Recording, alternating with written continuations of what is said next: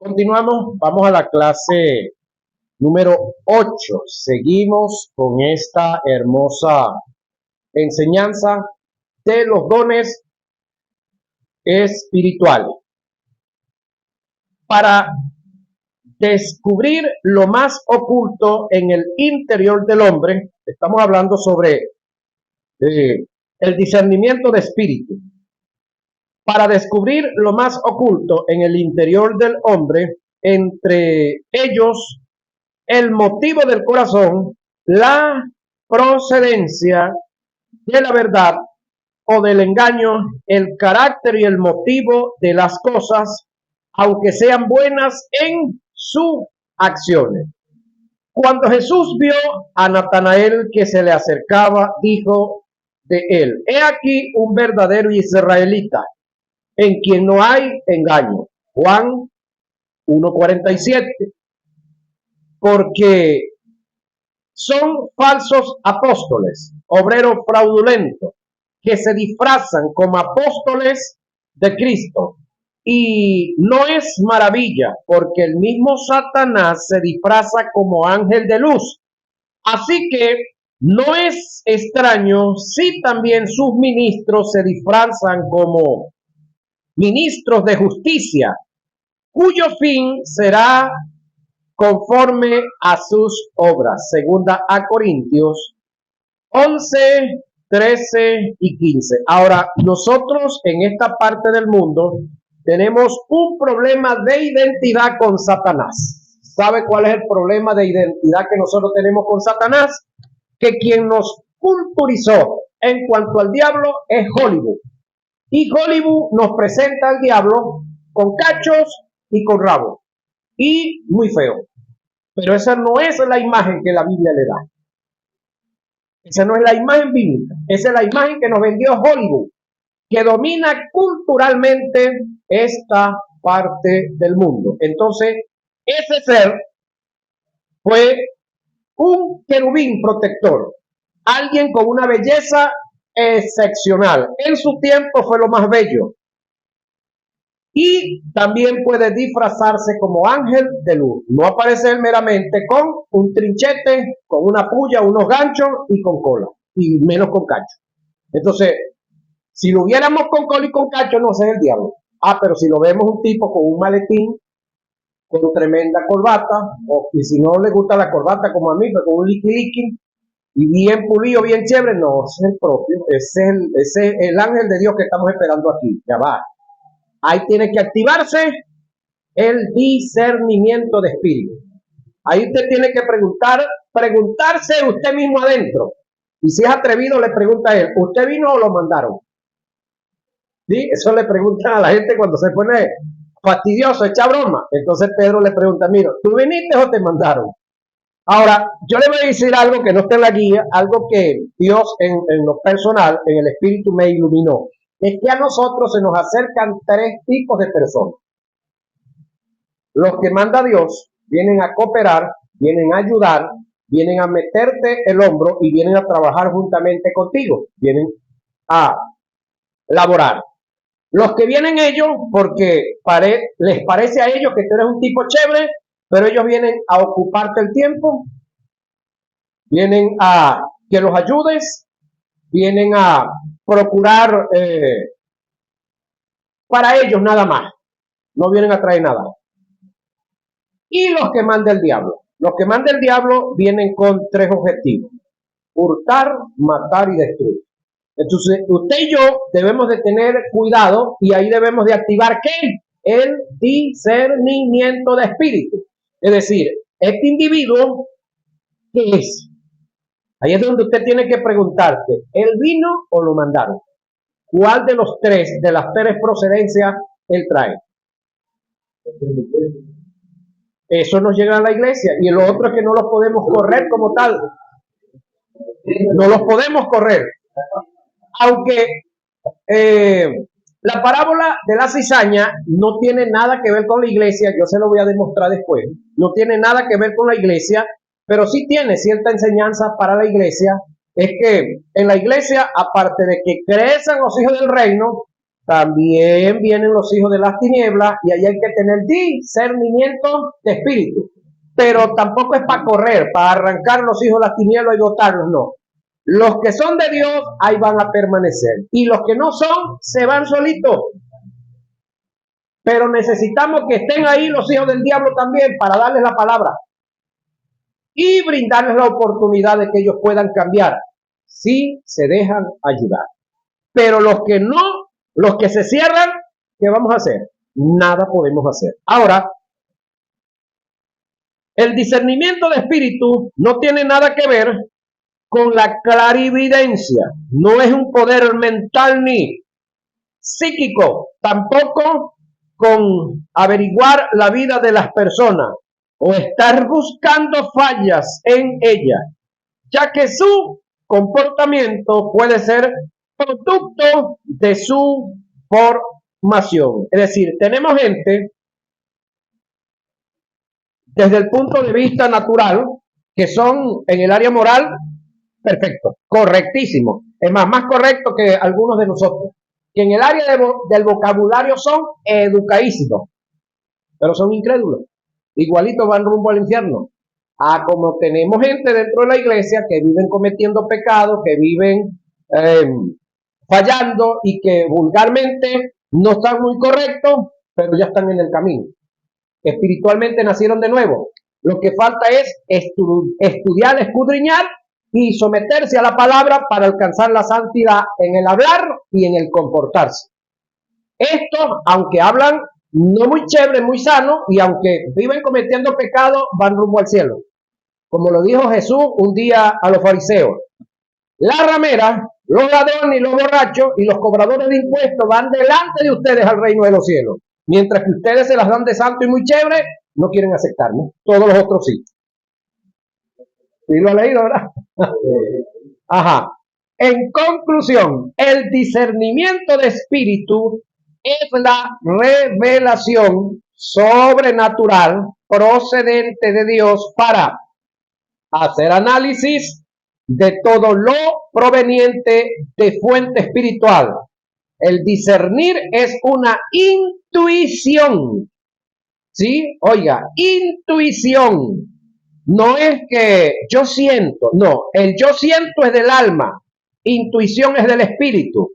Y percepción, que es la otra palabra, yo percibo, del espíritu, es una percepción espiritual que viene por el Espíritu Santo. No es que yo siento que Pedro anda mal, ya va, trate de averiguar si ese sentir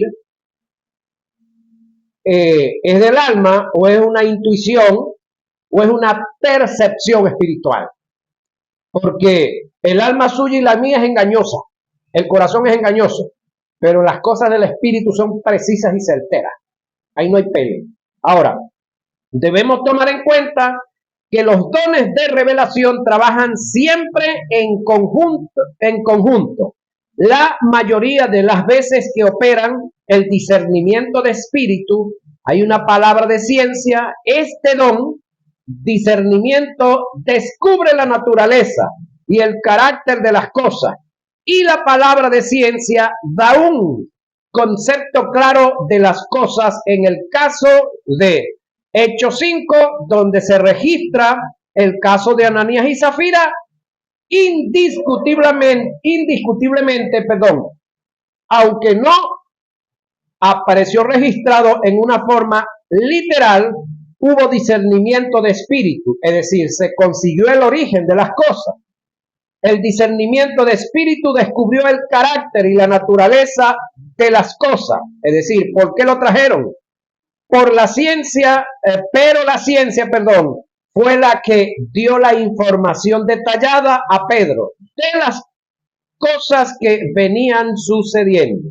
Lo mismo pasó en Hechos 8:20 al 23, en el caso de Simón el Mago, cuando Pedro pudo percibir por discernimiento el motivo del corazón perverso.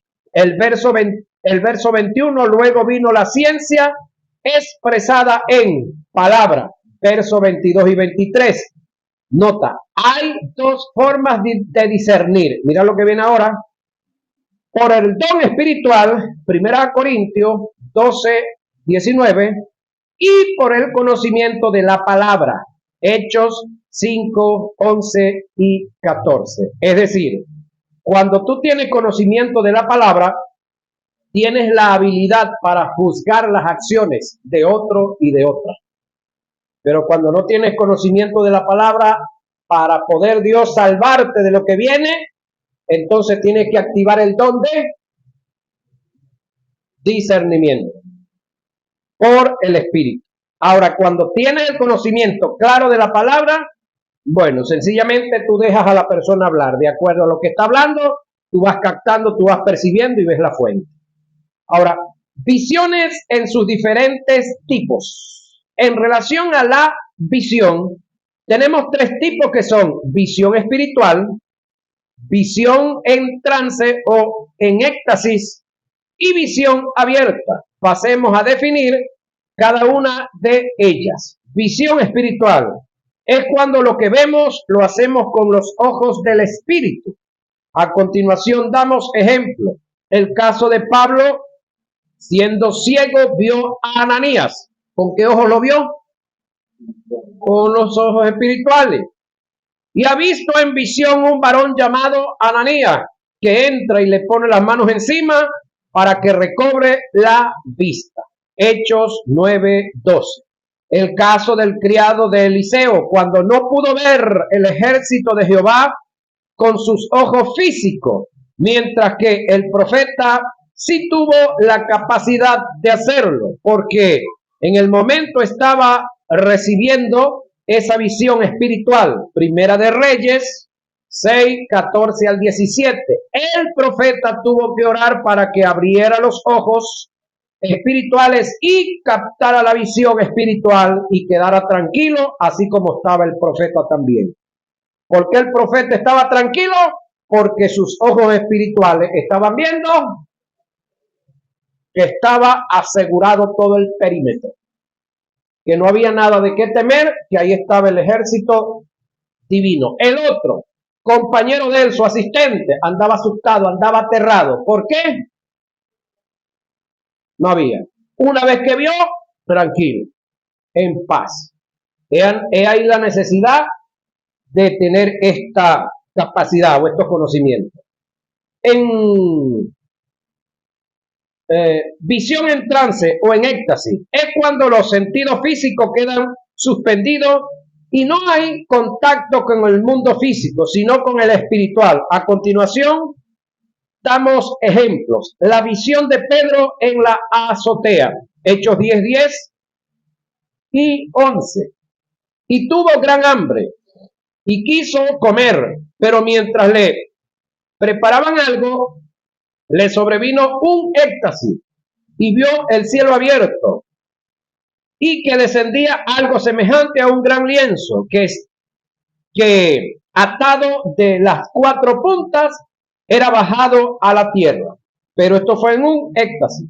La visión que tuvo Pablo de Jesús, dándole una advertencia, Hechos 22:17 al 21. Y me aconteció vuelto a Jerusalén, que orando en el templo me sobrevino un éxtasis. Le vi que me decía, date prisa y sal prontamente de Jerusalén, porque no recibirán tu testimonio acerca de mí. El sueño es un tipo de visión en trance, visión abierta, cuando los sentidos físicos no dejan de funcionar y no se pierde ningún contacto con el exterior o el ambiente que nos rodea y estamos conscientes de lo que pasa a nuestro alrededor. Veamos los siguientes ejemplos. La visión que tuvo Ananías acerca de Pablo, Hechos 9:10 al 16. La visión de Cornelio con el ángel, Hechos 10:1 al 7. La visión que se dio en la transfiguración con Jesús, Moisés y Elías, Mateo 17:1 al 9. Estos tres son ejemplos de lo que es una visión abierta. Ahí nadie perdió los sentidos naturales, todos estaban claros y cada quien estaba viendo diferentes eventualidades. Ahora, dones de poder. Estos son los dones de revelación. Vamos ahora a los dones de poder. Don de fe es un poder sobrenatural que el Espíritu Santo imparte al creyente, produciendo confianza y seguridad. Cuando el don se manifiesta, no hay duda ni temor.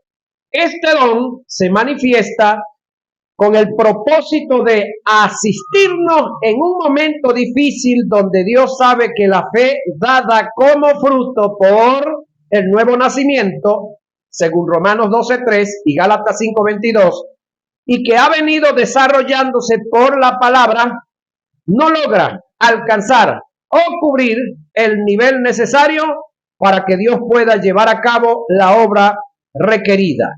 Es decir, el don es impartido al creyente en un momento crítico para cubrir una necesidad o una demanda espiritual y en una área específica determinada. Es importante recordar que la fe como don, como fruto para redención en naturaleza y sustancia son las mismas, pero son diferentes en operaciones.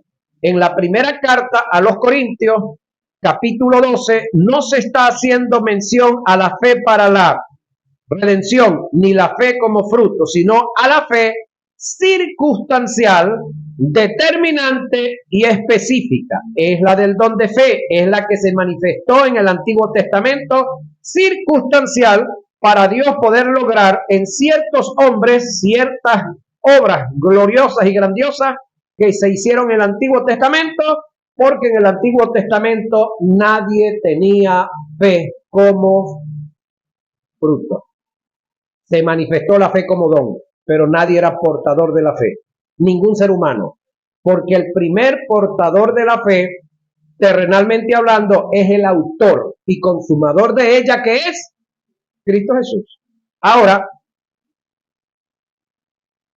debemos tomar en cuenta que este don es circunstancial, no es constante en una persona. Su manifestación está sujeta a las circunstancias. En el mover del Espíritu Santo, don de hacer milagros, otra manifestación circunstancial. Se traduce del griego energemata, dunameon, que indica poder para los milagros. Primera a Corintios 12:10. La operación del milagro o la operación de milagros es la intervención sobrenatural en el curso ordinario de la naturaleza. La operación de milagros es la suspensión o detención del curso ordinario de la naturaleza para que empiece a operar el poder sobrenatural de Dios. Es decir, usted se abrazó, se agarró de una guaya de 220 o 320. ¿Qué es lo natural que suceda? Que usted recibe una descarga eléctrica y bueno, puede que explotan las yemas de los dedos, explotan los testículos, explotan los glúteos, explotan los arretes y usted queda, bueno, puede que de ñapita queda vivo. Eso es lo natural, es lo normal. Pero hay otros que se abrazaron de este tipo de electricidad, fueron alados y fueron expulsados. ¡Bum! Y no les pasó absolutamente nada. Conozco uno que creo que se cayó, no recuerdo, de un poste arriba. No le pasó gran cosa. ¿Qué pasó ahí? Un milagro. Lo natural es que se haya quebrajado, que se haya matado ahí. Pero, ¿qué sucedió? Dios, como tenía propósito con el individuo, hizo la obra, hizo el milagro. Lo normal en una enfermedad de estas que no tienen cura desde el punto de vista natural es que avance hasta que se murió el individuo. Gente han sido sanados milagrosamente. Dijeron que no tomaban las medicinas. Es más, se cuenta el testimonio de uno de estos, de los dos evangelistas, estos sonados de Estados Unidos en los años 80. No recuerdo si fue Jane Baker o Jimmy Swaggart, uno de los dos, creo que fue Baker. Padecía de asma y un día dijo: Señor, con la medicina en mano, o me sanas del asma o pierdes un evangelista. Y le acomodó la medicina al suelo y la botó. El que vas a perder es tú. Yo me muero y no voy contigo. ¿Qué tuvo Dios que hacerlo? Porque vio el corazón del tipo, pero, ¿cómo le digo? Dispuesto, listo. Lo tuvo que sanar. O me sanas, no tomo más esto. O me sanas o pierdes un evangelista. Así hay arranques de algunos hombres. Entonces, lo normal, en este caso de este tipo de enfermedades, que la persona fallezca, que se muera. Entonces, la intervención está en que no pasó, no se dio lo común, lo que normalmente debiera ser. Eso se llama un milagro, algo que usted y yo estamos inalcanzables de lograr o de hacer. Es la suspensión o detención del curso ordinario de la naturaleza para que empiece a operar el poder sobrenatural de Dios. La operación de milagros es la suspensión de las leyes naturales para que se haga manifiesto el poder sobrenatural de Dios mediante la operación del Espíritu Santo en la vida del creyente. El caso de Abraham y Sara para obtener su hijo llamado Isaac. Y tan hermoso y tan grandioso fue el milagro en Abraham que después quedó viudo, la vieja Sara se murió, la sepultó y se casó con una tal Setura. Y le parió 6 hijos. Es decir, él cuando tuvo a su hijo de la promesa, virilmente ya estaba como perro en platabanda, mirando para el piso. Y el milagro fue tan tremendo que queda viudo, se vuelve a casar y tiene 6 muchachos. Ahora, ¿eso era normal? No, eso es anormal. Para lo normal, eso es anormal. Ahora, es importante enfatizar que hay un tipo de sanidad que se caracteriza o están en la línea de los milagros. Sanidades que están fuera del alcance del ser humano y la ciencia médica para ser sanadas. Y se requiere la intervención de Dios. Y por este caso se caracteriza como operaciones de milagro en una sanidad. Por cuanto la sanidad se da por una intervención, pero cuando la sanidad se da por una intervención humana a través de la ciencia médica, por una mediación quirúrgica, esa sanidad no se considera milagro, a menos que en dicha cirugía haya una intervención divina. Es decir, hay momentos en los cuales los médicos, muchos de ellos hasta medios incrédulos o medios creyentes, le dicen: Pedro, hay que operar. Si yo opero, se muere. Y si no opero, se va a morir también. Pero como tú eres evangélico, tú tienes un Dios todopoderoso, yo voy a hacer de mi parte, yo voy a poner todo mi esfuerzo, y yo y mis colegas vamos a hacer la labor de nosotros. Pídele a tu Dios que te lo salve o te la salve. Pero según nosotros, operamos y se muere, y si no lo operamos se muere también. Pero vamos a hacer algo.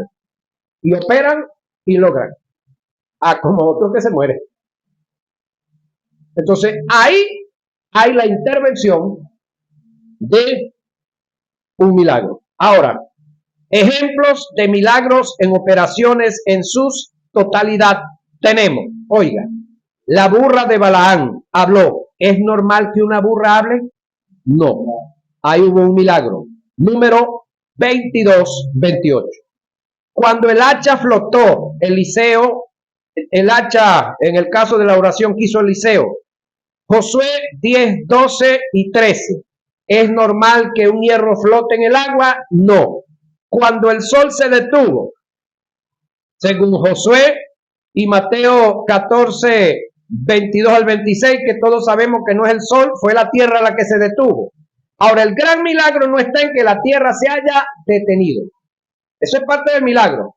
Pero lo grandioso y lo tremendo del milagro lo manejan los que trabajan en el área policial en cuanto a la velocidad. Es decir, usted va en una moto a 120 kilómetros por hora y la moto se trancó, usted pegó el frenazo, usted va a salir disparado de la moto a la velocidad que venía, 120, más su peso multiplicado por 3. Creo que esto es física, ¿no? Los que estudian física saben de esto. Que lo normal, al detenerse la Tierra, a la velocidad que viene girando, todo lo que estaba en la Tierra tiene que salir disparado de ella. Entonces el gran milagro está en que todo quedó acomodadito donde estaba. No salieron vacas volando por el aire, los lagos no se desbordaron, los ríos no se fueron por otro lado, sino que todo se quedó en el sitio. Ese es uno. Pero en el caso de Isaías, cuando oró por el otro que se detuvo la tierra y retrocedió 15 grados, más todavía. El caso de Ezequiel. Ahora, cuando Jesús caminó sobre las aguas, también hubo un milagro. La multiplicación de los panes. ¿Sí? Lucas 9, 10 y 17. La ceguera de Elimas, el mago. Hechos 13, 11. La sanidad de un cojo. Hechos 3, 1 al 10.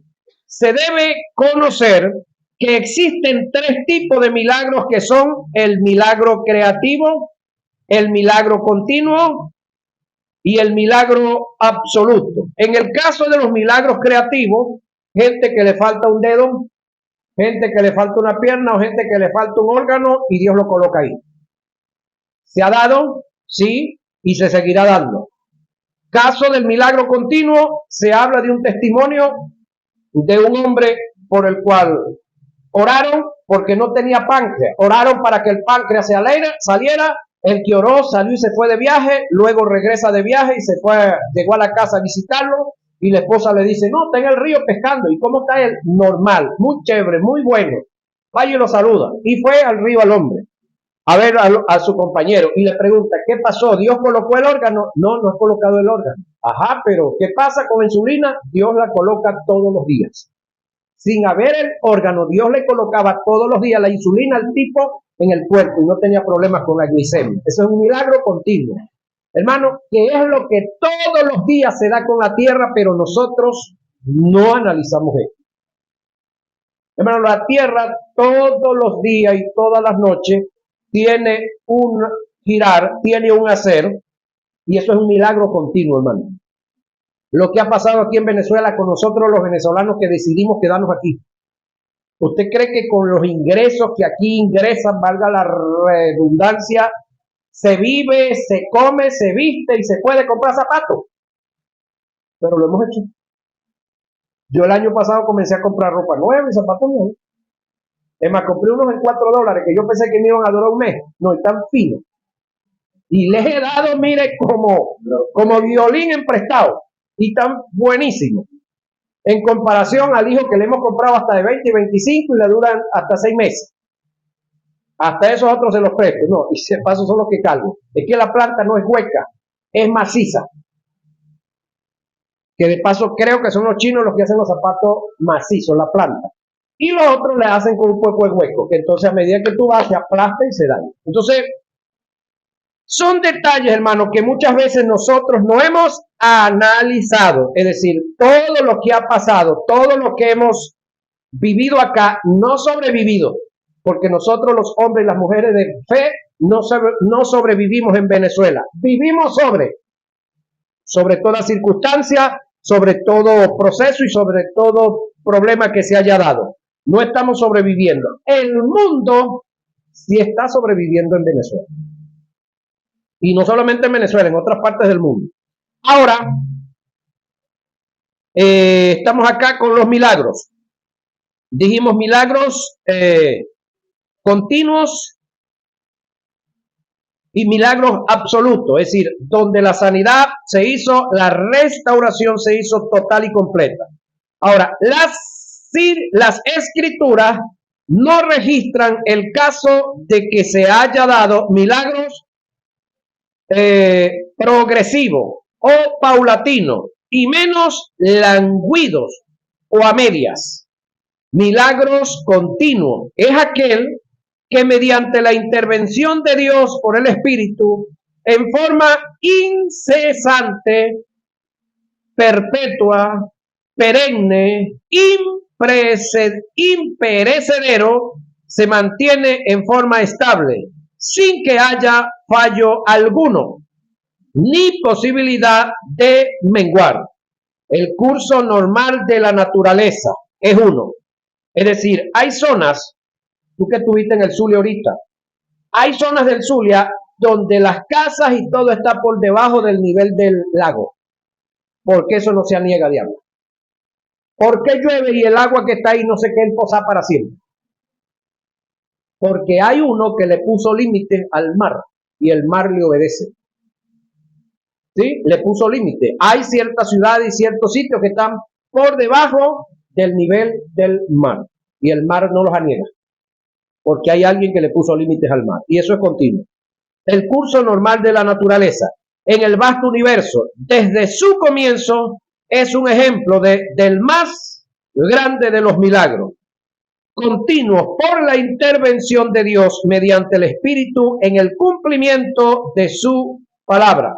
Dios habiendo hablado muchas veces, mira lo que viene, y de muchas maneras en otro tiempo a los padres por los profetas en estos postreros días, nos ha hablado por el Hijo, hablando del nuevo pacto, hablando de Jesús, a quien constituyó, es decir, lo estableció, le dio esa posición y posesión, a quien lo constituyó como heredero de todo, y por quien asimismo hizo el universo, es decir, la palabra, el verbo, el cual siendo el resplandor de su gloria y la imagen misma de su sustancia, y quien sustenta todas las cosas, oiga, con la palabra de su poder.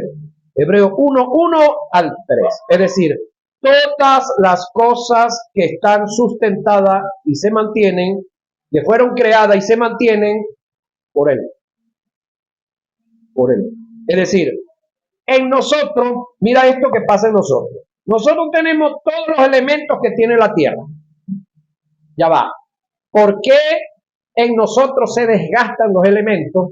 Es decir, el hierro, el bronce, todo el calcio, todo en nosotros se desgasta, se acaba.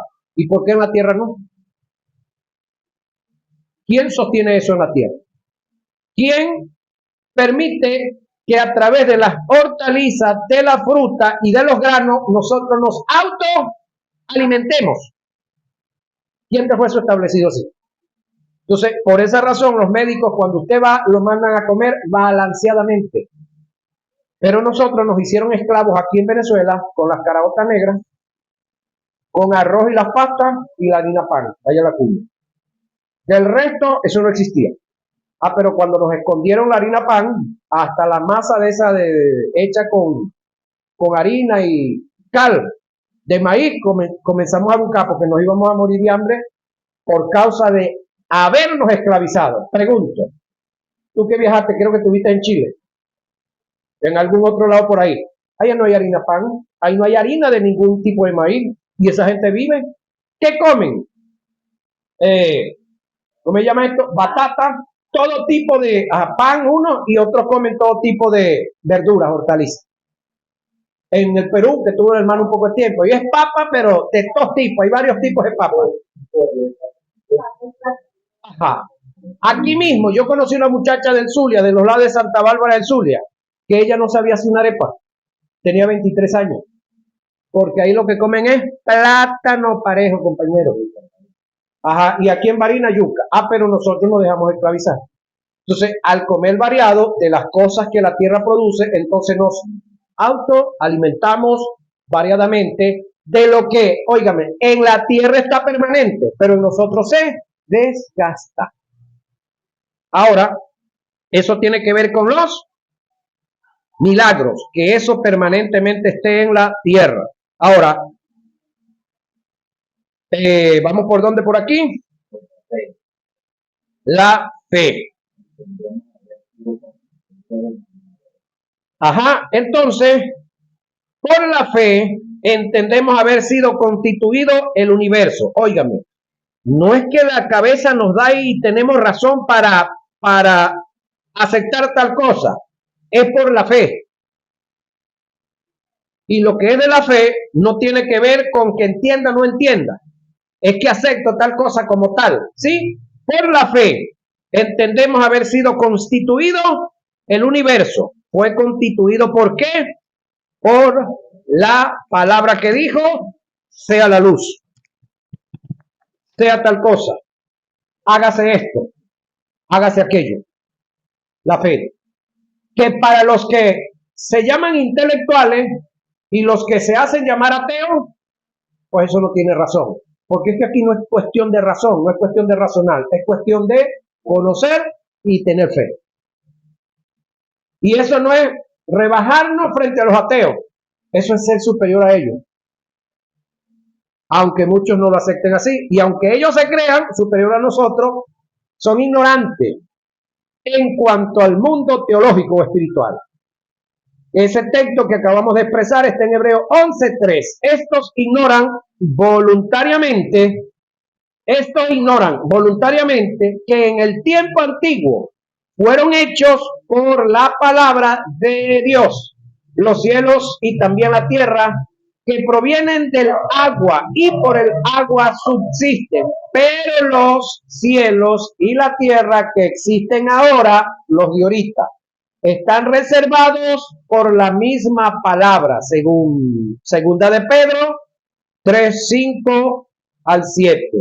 Estos cielos, hablando del cielo de los astros y hablando de la tierra, están reservados y están preservados por la misma palabra. ¿Quién lo sostiene? ¿Quién lo sustenta? La misma palabra. Entonces los científicos se la pasan diciendo por ahí que hay que reducir la población porque ya no le cabe tanta gente a la tierra. Ya va. Japón es más chiquitico que el estado Apure, allá. Y la pura capital de Japón hace como 15 años creo que tenía 30 millones de habitantes. Eso es la capital. De paso es la capital más poblada del mundo. Entonces nosotros aquí con 30 millones, pues, juro.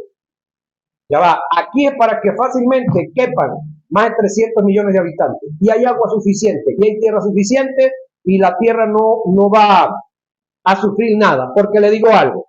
Escuche esto. Todos los seres humanos que somos, en cuanto a, es decir, a los componentes de nosotros, la parte natural, materia, pero esa materia es un 75% y el resto es, ¿cómo se dice? Se me escapa el nombre ahorita.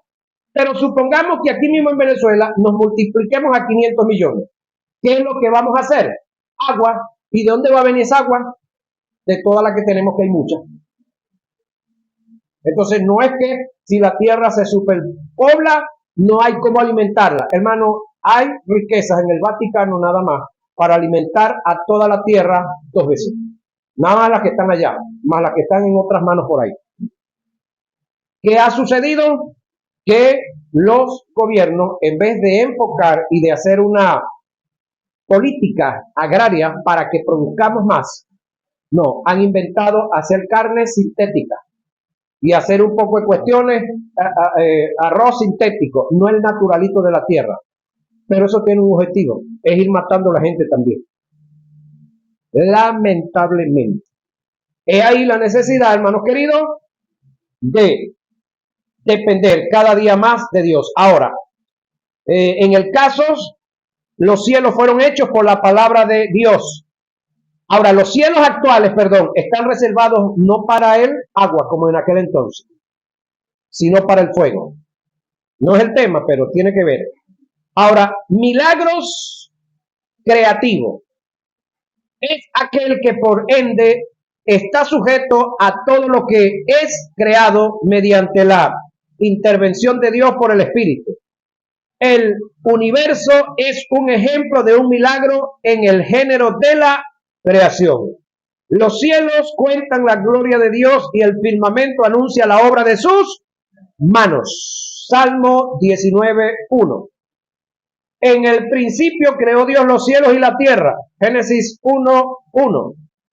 En relación, a la sanidad, las escrituras registran un caso donde Jesús creó los ojos a un invidente en un acto de sanidad. Dicho acto escupió en tierra, hizo lodo con la saliva y untó con el lodo los ojos del ciego y le dijo: ve a lavarte en el estanque de Siloé, que traducido es enviado. Fue entonces y se lavó y regresó viendo. Juan 9:6-7. Según algunos comentaristas, este caso no es que Jesús hizo lodo, es decir, barro, y se lo entregó ahí para que fuera a la base, no. Que hizo la bola de barro y la metió porque el hombre tenía la cuenca, el hueco nada más. Metió en los dos y le dijo que fuera a lavarse, y cuando regresó, ese barro que había entrado ahí, que tapó el hueco, era el párpado, el ojo que fue colocado ahí. Ahora pregunto yo, ¿era imposible que Jesús hiciera esto? No. ¿Por qué razón? Cuando Dios le dice a un individuo: hagamos al hombre a nuestra imagen y semejanza, ¿con quién cree usted que estaba hablando? Con el mismo verbo que ahorita era hecho carne, y con el espíritu que andaba con Jesús de camaradería para arriba y para abajo. Entonces, ¿podía hacerlo o no podía hacerlo? Es decir, el Elohim, que es el Dios creador, y el Dios trino, Elohim, aparte de ser trino, es el creador. Entonces, ¿podía Jesús hacer un milagro creativo? Como dicen los muchachos, recontra tranquilamente. Ahora, eso es uno de los milagros creativos que formó en este hombre. Ahora, el milagro absoluto o completo es aquel, creo que dije Juan 9:6-7, la cita bíblica. El milagro absoluto o completo es aquel que se da en forma total y determinante, en forma instantánea, en el momento de la operación del don, en quien se produce la sanidad. No quedan rasgos de la enfermedad, y por causa del milagro nunca más padecerá de dicha enfermedad por causa del milagro que erradicó. Por causa del milagro quedó erradicada del cuerpo, en este caso la enfermedad.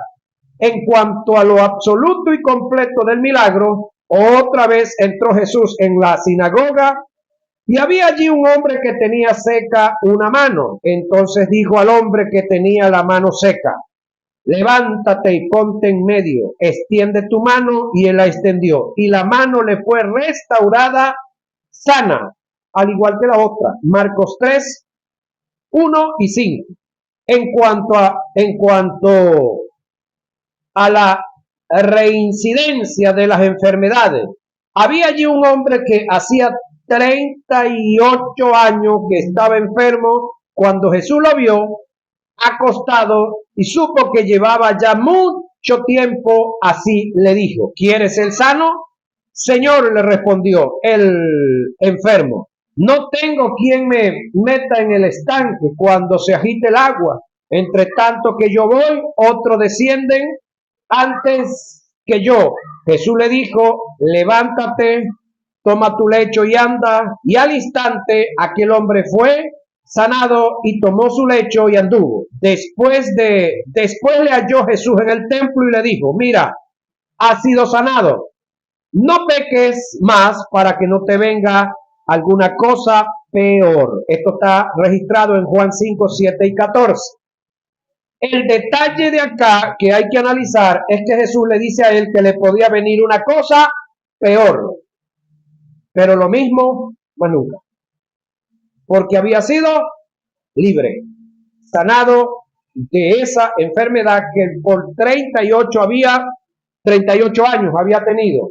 De lo cual le comento esto. Escuché un predicador, uno de esos que yo sigo por allí, que esto a él no le suena, él le cuadra esto como a novela, como a invento, y que no es lógico, no es natural de un Dios amoroso en el cual puedan pasar estas cosas. Pero hace poco estaban excavando en Israel, metiendo la tubería para las aguas servidas, y como Israel es una nación la cual ha sido destruida varias veces en el mismo sitio y han construido arriba, entonces estaban golpeando, y cuando golpearon se sintió que abajo había huecos, mandaron a buscar a la gente superiores para que revisaran, mandaron a buscar los arqueólogos y revisaron, y ahí está el estanque de Bethesda abajo, señoras y señores.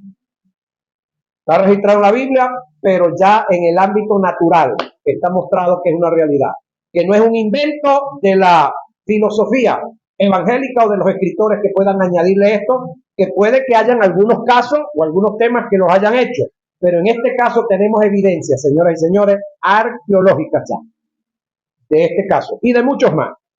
Esto es porque hay gente que piensa pues que esto es meramente algo filosófico, ideas de la gente para alegrar el corazón a otro. No, hay muchas cosas que son realidades exactas. Nos toca seguir con factores determinantes para que se den los milagros. Ya terminamos con esta parte de qué son los milagros. Esto lo vemos